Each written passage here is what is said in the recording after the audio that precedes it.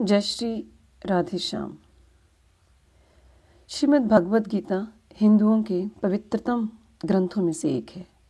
महाभारत के अनुसार कुरुक्षेत्र युद्ध में भगवान श्री कृष्ण ने गीता का संदेश अर्जुन को सुनाया था। श्रीमद् भगवद गीता में कृष्ण अर्जुन संवाद कर्म और अध्यात्म की स्पष्ट विवेचना करते हैं। यही कारण है कि इसके उपदेशों की गृहस्थों, सन्यासियों व अन्य सभी के लिए समान रूप से उपादेयता है। भगवद गीता में एकेश्वरवाद, कर्मयोग, ज्ञान योग, भक्ति योग की बहुत सुंदर ढंग से चर्चा हुई है। इसी के अंतर्गत आज हम गीता के प्रथम अध्याय का अनुवाद एवं उसका महत्व सुनेंगे। जय श्री राधे श्याम। पहला अध्याय, अर्जुन विषाद योग। ध्रुत की क्रीड़ा में पांडवों की पराजय और योग युगेश्वर श्री कृष्ण के हस्तक्षेप के बाद भी दुर्योधन के हठीले स्वभाव के कारण जब महाभारत का युद्ध अवश्यंभावी हो गया और दोनों ही पक्षों की सेनाएं युद्ध स्थल पर आमने सामने आ डटी, तब धृतराष्ट्र की आकांक्षा हुई कि वह भी युद्ध स्थल पर जाएं।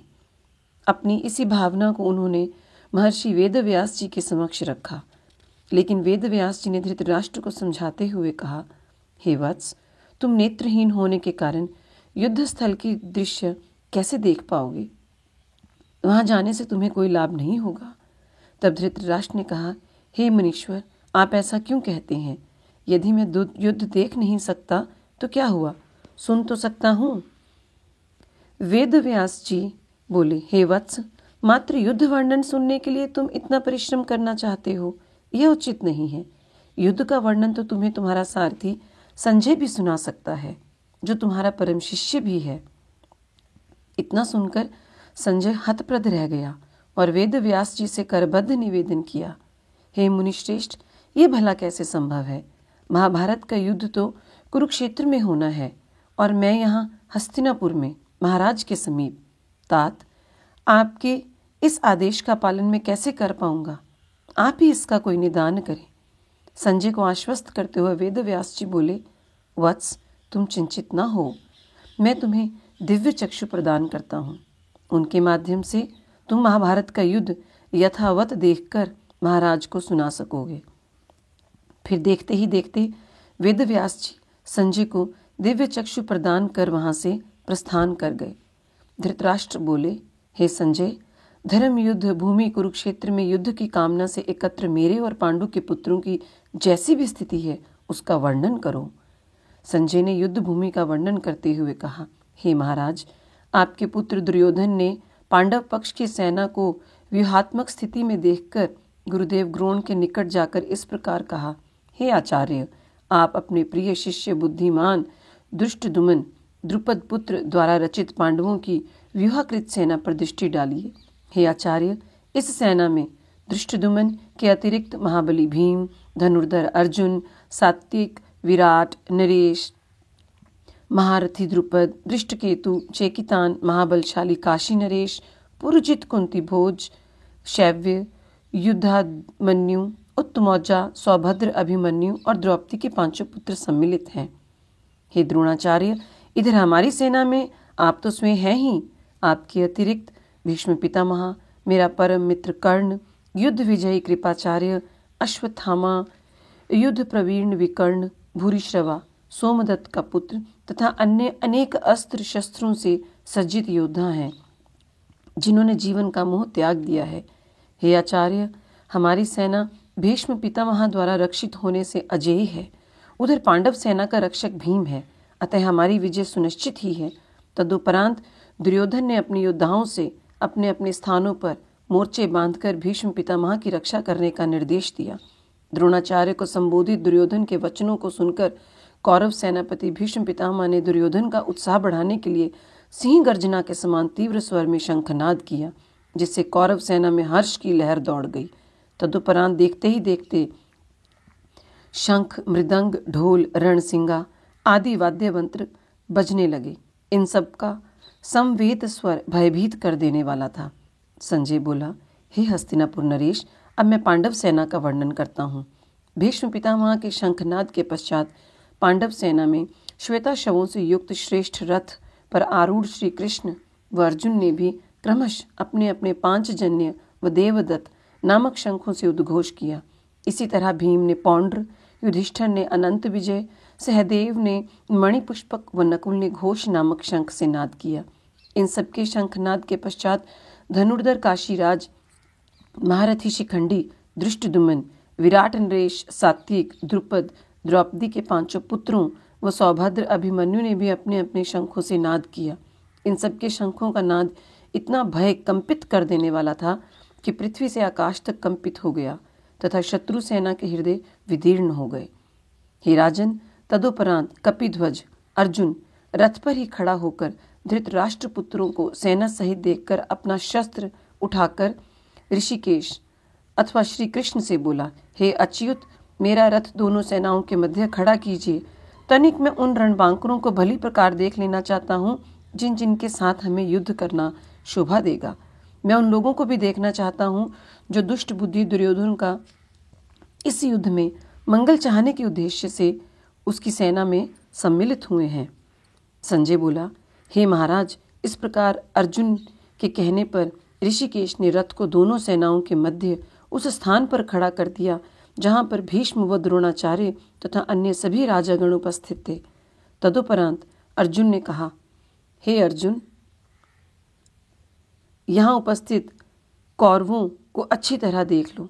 तत्पश्चात अर्जुन ने दोनों पक्षों में पिता के भाइयों, चाचाओं, पितामह, आचार्यों, मामाओं, भाइयों, पुत्रों, पौत्रों, मित्रों, श्वशुरों व अन्य आत्मीय जनों को देखा। इन सबको देखकर उसका हृदय विषाद से भर गया। तब वह शोक विह्वल होकर श्री कृष्ण से बोला, हे कृष्ण, युद्ध के लिए लालायित आत्मीय जनों को देखकर मेरा शरीर शिथिल हुआ जा रहा है, मुख शुष्क हो रहा है, शरीर में रोमांच व कंपन हो रहा है, गांडीव मेरे हाथों से छूट रहा है, त्वचा तप्त हो रही है, बुद्धि भ्रमित हो गई है। स्थिति यह है कि मैं स्वयं को स्थिर भी नहीं कर पा रहा हूँ। हे केशव, मुझे सभी कुछ प्रतिकूल दिखाई पड़ रहा है। इस तरह स्वजनों का वध करके मैं अपना हित साधन नहीं करना चाहता। हे कृष्ण, अपने ही आत्मीय जनों का वध करके मैं विजय, राज्य व सुख प्राप्त करना नहीं चाहता। हे गोविंद, जिन लोगों के लिए राज्य, सुख, भोग आदि प्राप्त करने के उद्देश्य से ये युद्ध लड़ा जाना है, वही जब इस युद्ध स्थल में मुझे दृष्टिगोचर हो रहे हैं तो ऐसे राज्य, सुख, भोग प्राप्त करने का क्या लाभ है। युद्ध स्थल में गुरु, ताऊ, चाचा, दादा, मामा, श्वशुर, पौत्र, पुत्र, साले व अन्य कुटुंबीजन योद्धा बनकर उपस्थित हैं। हे मधुसूदन, यदि ये लोग मेरा वध करना चाहें तब भी और तीनों लोकों के राज्य की प्राप्ति के निमित्त भी मैं इनका वध नहीं करना चाहता। फिर इस भूमंडल की प्राप्ति के निमित्त वध करना मुझे असंभव प्रतीत होता है। हे जनार्दन, धृतराष्ट्र के इन दुष्ट पुत्रों का वध करने से भी हमें सुख लाभ की अपेक्षा आतताइयों के वध का ही दोष लगेगा। यद्यपि धृतराष्ट्र के ये पुत्र दुष्ट बुद्धि के हैं, तब भी वध के योग्य नहीं है। कुटुंबी जनों का वध करके हमें सुख की प्राप्ति कैसे होगी। राज्य के प्रलोभनवश इन लोगों की बुद्धि भ्रमित हो गई है। इसी से इन्हें कुलनाश या मित्र से छल का दोष प्रतीत नहीं हो रहा। लेकिन हे जनार्दन, हमारी तो बुद्धि भ्रमित नहीं हुई है। हमें तो दोष आदि का विचार करना ही चाहिए। हे यदुनंदन, कुल के विनाश से कुल का सनातन धर्म नष्ट हो जाता है। सनातन धर्म नष्ट होने से कुल पापाश्रित हो जाता है। हे श्री कृष्ण, पाप की अभिवृद्धि से कुल की स्त्रियां मार्गच्युत हो जाती हैं। हे वार्ष्णेय, कुल की स्त्रियां मार्गच्युत होने से वर्ण संकर संतति उत्पन्न होती है। ऐसी वर्ण संकर संतति ही कुल को नरक में ले जाती है तथा श्राद्ध तर्पणादि क्रियाओं का लोप होने से पितरों की अधोगति होती है। वर्ण संकरता से कुल धर्म के साथ साथ जाति धर्म का भी विनाश होता है। अतएव हे कृष्ण, जिनके कुल धर्म का नाश हो जाता है वह नरकवासी होते हैं, ऐसा सुना जाता है। यह कितनी दुखपूर्ण बात है कि बुद्धिमान होते हुए भी हम राज्य व सुख के प्रलोभनवश अपने ही कुल का विनाश करने की ओर उन्मुख हुए। यदि धृतराष्ट्र के पुत्र मुझ शस्त्रहीन का युद्ध में ही वध भी कर दें तो इससे मेरा शुभ ही होगा। संजय बोला, हे महाराज, इस प्रकार युद्ध भूमि में शोक विह्वल होकर अर्जुन धनुष को छोड़कर रथ के पार्श्व में बैठ गया। इस प्रकार गीता अध्याय के प्रथम अध्याय का अनुवाद पूर्ण हुआ। इस अध्याय का महत्व इस प्रकार है। एक बार कैलाश पर्वत के सुरम्य स्थल पर आसीन भगवान शिव से माता पार्वती ने पूछा, हे देवेश्वर, ऐसा कौन सा उपाय है जिसके करने से जगत पालक श्री विष्णु के प्रति आसक्ति की वृद्धि हो? यद्यपि आपके द्वारा मुझे धर्म के गूढ़ रहस्यों का ज्ञान प्राप्त हुआ है, लेकिन अब मैं उस रहस्य को जानना चाहती हूँ जिसके आनंद में आप सदैव आनंदित रहते हैं। माता पार्वती की जिज्ञासा को शांत करते हुए भगवान शिव बोले, हे उमा, सुनो, वह रहस्य गीता का ज्ञान है। अब मैं तुम्हें इस संदर्भ में एक कथा बतलाता हूँ। एक समय भगवान विष्णु शेषशैया पर विराजमान थे। तब विष्णु प्रिय लक्ष्मी ने उनके चरण दबाते हुए पूछा, हे स्वामिन, आप सृष्टि के पालनहार होते हुए भी क्षीर सागर में प्राय निद्रा में लीन रहते हैं, इसका क्या रहस्य है? तब जगत के पालनकर्ता विष्णु बोले, हे प्रिय, तुम्हें मैं निद्रा में लीन दिखलाई अवश्य पड़ता हूँ, लेकिन तब भी मैं माहेश्वर के तेज का दर्शन कर रहा होता हूँ। योगी जन भी इसी माहेश्वर तेज का हृदय में ध्यान करते हैं। यही वेदों का सार और गीता का ज्ञान है। यह तेज अजर, अमर, अविनाशी, द्वैत भाव से रहित है। एक और रहस्य की बात यह है कि गीता भी मेरा ही शब्दावतार है। यही कारण है कि गीता के प्रथम 5 अध्याय मेरे मुख, 6 से 10 अध्याय भुजाएं, 11 से 15 अध्याय मेरा हृदय व मन है तथा 16वां अध्याय उदर, 17वां अध्याय जंघा और 18वां अध्याय चरण है। गीता में वर्णित श्लोक आदि नदियाँ व अक्षरादि रोम है। इसी प्रकार गीता मेरा शब्दावतार है। इसका ज्ञान होने से पापों का क्षय होता है। जो मुख्य गीता के एक आधे चौथाई अध्याय या श्लोक का नित्य पाठ करता है, वह भवबंधन से मुक्त हो जाता है। लक्ष्मी जी ने पूछा, हे प्रभु, क्या गीता के इस ज्ञान से किसी का उद्धार भी हुआ है? विष्णु बोले, प्रिय सुनो, किसी काल में एक ब्राह्मण ब्राह्मणोचित कर्मों से विमुख होकर सदैव पाप वृत्ति में लीन रहता था। उसकी दैनिक चर्या में मदिरा सेवन, भोग विलास ही अधिक सम्मिलित था। ब्राह्मण होकर भी वह ना कभी जप, होम, देव पूजन करता था और ना ही अतिथि का सत्कार। फिर भी उदर पूर्ति के निमित्त पशुओं के आहार रूप में वह वृक्षों के पत्ते बेचा करता था। एक दिन पत्ते तोड़ते समय उसे एक विषधर ने डस लिया और कुछ समय पश्चात ही उसकी मृत्यु हो गई। मरणोपरांत वह अनेक योनि भोगता हुआ पुनः मृत्युलोक में वृषभ यानी कि बैल के रूप में उत्पन्न हुआ। उस बैल को अति निर्धन व्यक्ति ने आजीवा की दृष्टि से क्रय कर लिया। वह निर्धन व्यक्ति दिन भर उस पर बोझा ढोता और रात्रि में घर के बाहर एक खूंटे से बांध दिया करता था। आहार के रूप में बैल को भूसा अपर्याप्त मिलने से वह क्षीण काय हो गया। एक दिन वह निर्धन व्यक्ति बोझा ढोकर बैल को किसी दुर्गम स्थान पर ले गया, जहाँ भूखा प्यासा वह बैल मूर्छित होकर गिर पड़ा और मरणासन अवस्था में पहुंच गया, लेकिन उसके प्राण नहीं निकले। उस मार्ग से निकलने वाले अनेक लोगों ने दया भाव से उसके निमित्त जप, तप आदि का संकल्प भी किया, लेकिन वह बैल तड़पता ही रहा। भाग्यवश उसी मार्ग से एक पतिता स्त्री भी जा रही थी। जब उसने जन समुदाय से घिरे बैल को देखा तो कौतूहलवश वह भी वहीं रुक गई। पूछताछ करने पर लोगों ने बैल की मरणावस्था व प्राण व निकलने के संदर्भ में बताया। लोगों की बात सुनकर पतिता ने संकल्प किया कि यदि उसने जीवन में कोई भी पुण्य कार्य किया है तो इस बैल को इस स्थिति से मुक्ति मिल जाए। पतिता का इतना कहना ही था कि बैल के प्राण छूट गए। उसका अगला जन्म उसी नगर के वेद पाठी शील ब्राह्मण के घर में हुआ, लेकिन पूर्व जन्म का स्मरण उसे बना रहा। जैसे तैसे वह बड़ा हुआ। वेद पाठी पिता ने ही उसे शिक्षित किया। ब्राह्मण ने उसका नाम सुशर्मा रखा। सुशर्मा नामक वह युवा ब्राह्मण विगत जन्म के रहस्य की गुत्थी सुलझाने व ज्ञान प्राप्ति के उद्देश्य से उसी पतिता स्त्री के द्वार पर जा पहुंचा।